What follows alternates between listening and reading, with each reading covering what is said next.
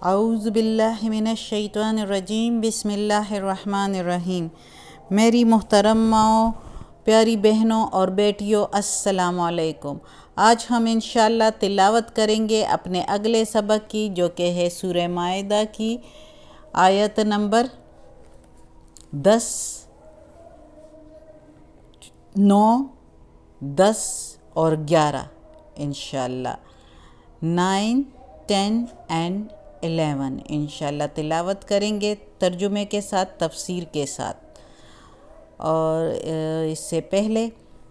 بیل کے آئیکن کو پریس کریں اور چینل کو سبسکرائب کریں تاکہ اگلی ویڈیو آپ کو آسانی سے ملتی رہیں، اور ہو سکے تو شیئر بھی کریں تاکہ زیادہ سے زیادہ لوگ دیکھیں اور آپ کو بھی ثواب ملے اور مجھے بھی۔ تو شروع کرتے ہیں آج کا سبق۔ اعوذ باللہ من الشیطان الرجیم، بسم اللہ الرحمن الرحیم۔ والذین کفروا، وہ لوگ جو کافر ہے، نہیں یہ تو آیت نمبر 10 میں نے شروع کر دی، آیت نمبر 9 پہلے پڑھتے ہیں۔ وعد اللہ الذین، وعد اللہ، وعدہ ہے اللہ کا، الذین جو آمنوا ایمان والے ہیں،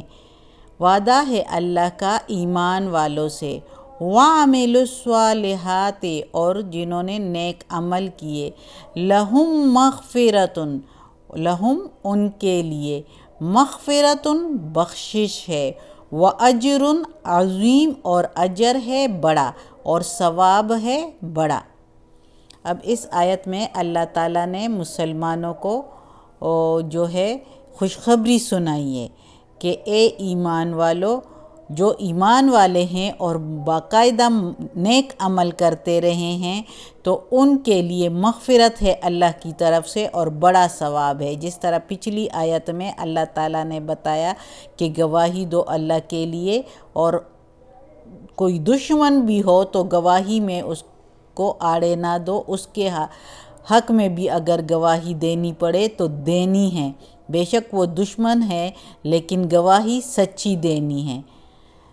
دشمنی کے آڑ میں ان کے انصاف کو ہاتھ سے جانے نہ دو، یہ کہا گیا تھا۔ تو اللہ تعالیٰ نے کہا کہ اگر انصاف اور عدل کرو گے تو تم پرہیزگار ہو جاؤ گے، اور اللہ سب کچھ دیکھنے والا ہے، ڈرتے رہو اللہ سے۔ تو اس آیت میں اب اللہ تعالیٰ کہتا ہے کہ وعدہ ہے، اس آیت میں اللہ تعالیٰ کہتا ہے کہ ایمان والوں اور نیک عمل کرنے والوں کے لیے بخشش ہے اور بڑا اجر ہے، بڑا ثواب ہے۔ اور اگلی آیت میں اللہ تعالیٰ کہتا ہے والذین کفروا، اور وہ جو کافر ہے، وکذبوا اور جھٹلاتے ہیں، بآیاتنا ہماری آیتوں کو، اولئک وہی تو ہے، اصحاب رہنے والے، اصحاب الجحیم دوزخ میں رہنے والے، وہ تو اصحاب جحیم ہیں، یعنی دوزخ کے رہنے والے ہیں۔ اب اللہ تعالیٰ، استغفر اللہ، اللہ بچائے، اللہ تعالیٰ کہتا ہے کہ جو لوگ کافر ہوئے،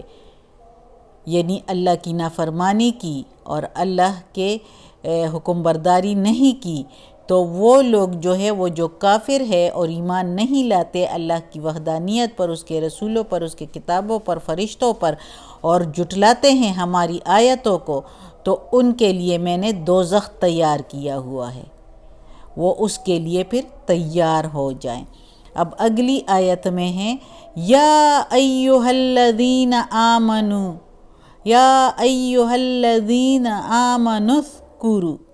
اے ایمان والو یاد کرو،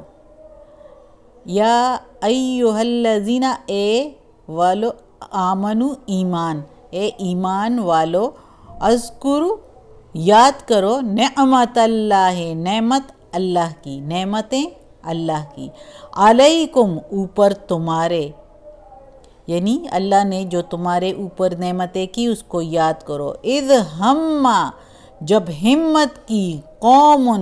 لوگوں نے، ان یبسطوا یہ کہ چلائے، الیکم طرف تمہارے، الی طرف کم تمہارے، ایدیا ہم، ایدیا ہاتھ، ہم تمہارے، فکفا پھر روک دیا، ایدیہم ہاتھ ان کے، عنکم تم سے، واتقوا اللہ ڈرتے رہو اللہ سے، وعلی اللہ اور اللہ پر، فلیتوکل المؤمنون فلیتوکل بھروسہ پس بھروسہ، مؤمنون مومنوں کو، اور اللہ پر بھروسہ کرنا چاہیے مومنوں کو۔ اب اس آیت میں اللہ تعالیٰ کہتا ہے کہ اے ایمان والو، یاد کرو میری نعمتوں کو، جب میں نے تم پر جو نعمتیں کیے، جس طرح کہ مکہ کے قریش اور ان کے ساتھیوں نے محمد صلی اللہ علیہ وآلہ وسلم کو صدمے پہنچائے، تکلیفیں پہنچائی اور اسلام کو مٹانے کے لیے ہر قسم کی کوشش کی، اور کس قدر ہاتھ پاؤں مارے مگر اسلام کو مٹانے کے لیے، مگر حق تعالیٰ اللہ تعالیٰ نے اپنے فضل اور کرم سے، اپنی رحمت سے ان کا کوئی منصوبہ کامیاب نہیں ہونے دیا، ان کا کوئی داؤ نہ چلنے دیا۔ اس احسان عظیم کا اثر یہ ہونا چاہیے کہ مسلمانوں کو جو ہے وہ اپنے غلبہ اور قابو کے باوجود، اپنی طاقت جو اللہ نے ان کو دی ہے اس کے باوجود جو ہے اپنے دشمنوں کے ساتھ جو ہے زیادتی اور ان کو تکلیف نہیں دینی چاہیے، یعنی انصاف کا دامن نہیں چھوڑنا چاہیے۔ تو اللہ تعالیٰ نے جب دشمنوں کے لیے بھی اس طرح کی تاکید کی ہے، جس طرح پچھلی آیت میں ہم نے پڑھا کہ گواہی میں دشمنوں کو بھی اگر دشمن کے حق میں بھی دینی پڑے تو دو، تو اس طرح مسلمانوں کے کسی کے دل میں یہ خیال گزرا ہوگا، شبہ ہوا ہوگا کہ اگر اس طرح ہم دشمنوں کا ساتھ دیں تو ہو سکتا ہے دشمنان اسلام جو ہے، جو مسلمانوں کے دشمن ہیں، جو شرپسند اور منافقین ہیں، تو ان کا یہ احتمال یہ خطرہ ہو کہ وہ ان کی اور جو ہے ہمت بڑھ جائے اور مسلمانوں کے لیے مشکلات بنائیں۔ کسی کے دل میں یہ خیال گزرا ہوگا کہ یہ جو یعنی ہم اتنی جو ہے دشمنوں کے ساتھ بھی اچھا رویہ رکھیں، اللہ تعالیٰ نے کہا کہ حق کا ساتھ دینا ہے، تو کہیں کسی کے دل میں یہ بات گزری ہوگی، تو اس لیے اللہ تعالیٰ نے پھر یہ کہا کہ ڈرتے رہو اللہ سے اور بھروسہ کرو اللہ پر،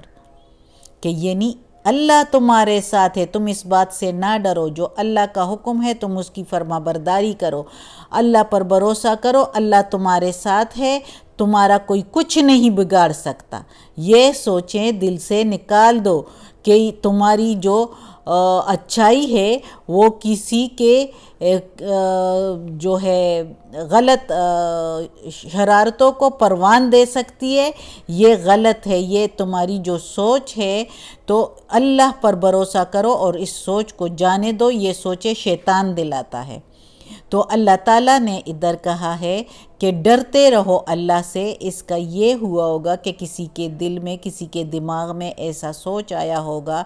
کہ اگر ہم دشمنوں کا اس طرح جو ہے رویہ اچھا رکھیں گے تو ان کے کہیں ہمت اور نہ بڑھ جائے اور اس کی شرارتیں اسلام کو نقصان نہ پہنچائے۔ تو اللہ تعالیٰ نے کہا کہ تم لوگ جو ہے اللہ پر بھروسہ کرو، مومنوں کو اللہ پر بھروسہ کرنا چاہیے اور اللہ کے حکم کی فرما برداری کرنی چاہیے۔ جس طرح صلح حدیبیہ میں مسلمان اچھی طاقت میں تھے، وہ پھر بھی جا کے عمرہ کر کے اور کافروں کو شکست دے سکتے تھے اللہ کے حکم سے، اللہ جس کے ساتھ ہو، لیکن اللہ نے ایسا نہیں ہونے دیا، کیونکہ اللہ چاہتا تھا کہ اچھے طریقے سے جب وہ اسلام مسلمانوں کی مزید مسلمانوں کے دلوں کو بھی جانچنا چاہتے تھے اور آگے مکہ والوں میں بھی اللہ تعالیٰ کا تھا کہ اللہ تعالیٰ چاہتا تھا کہ لوگ مسلمان ہو جائے، اور محمد صلی اللہ علیہ وآلہ وسلم کے پھر محمد صلی اللہ علیہ وسلم کے عاشقوں میں جو ہے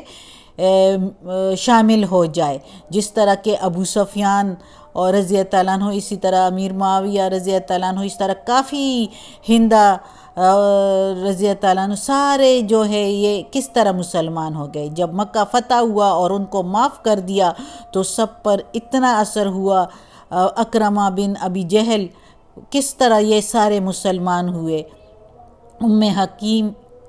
سارے جو ہے یہ اس طرح جو ہے مسلمان ہو گئے۔ تو اللہ، اور کیسے مسلمان ہو گئے کہ محمد صلی اللہ علیہ وآلہ وسلم پر اپنی جان دینے لگے، پکے اور مخلص مسلمان بن گئے۔ تو اللہ تعالیٰ یہ چاہتا تھا کہ یہ سارے بھی مسلمان ہو جائے، اور اللہ تعالیٰ چاہتا تھا کہ اسلام کافی عروج پر ہو جائے، اور پھر مسلمانوں کا ایک بڑا لشکر مکہ کی طرف فتح مکہ کے دن جو ہے روانہ ہو گیا تھا، اور مکہ فتح ہوا تھا اس دن۔ تو اللہ تعالیٰ کے جو کام ہوتے ہیں اس میں حکمت ہوتی ہے، تو اس سے کسی کی، ورنہ اس ٹائم جو مسلمان مان گئے تھے تو کافروں کی ہمت بڑھ جانی چاہیے تھی کہ کیسے ہم سے ڈر کے سب کچھ مان گئے۔ ہم نے سارے، انہوں نے اپنے جو ہے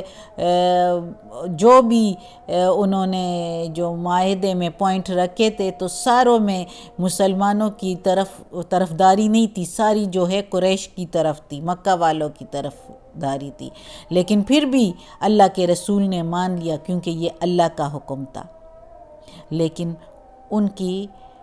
مسلمانوں کا رعب اتنا اللہ نے ان کے دلوں میں ڈال دیا تھا کہ پھر بھی ان کی ہمت نہ ہوئی کہ مسلمانوں پر حملہ کر سکیں،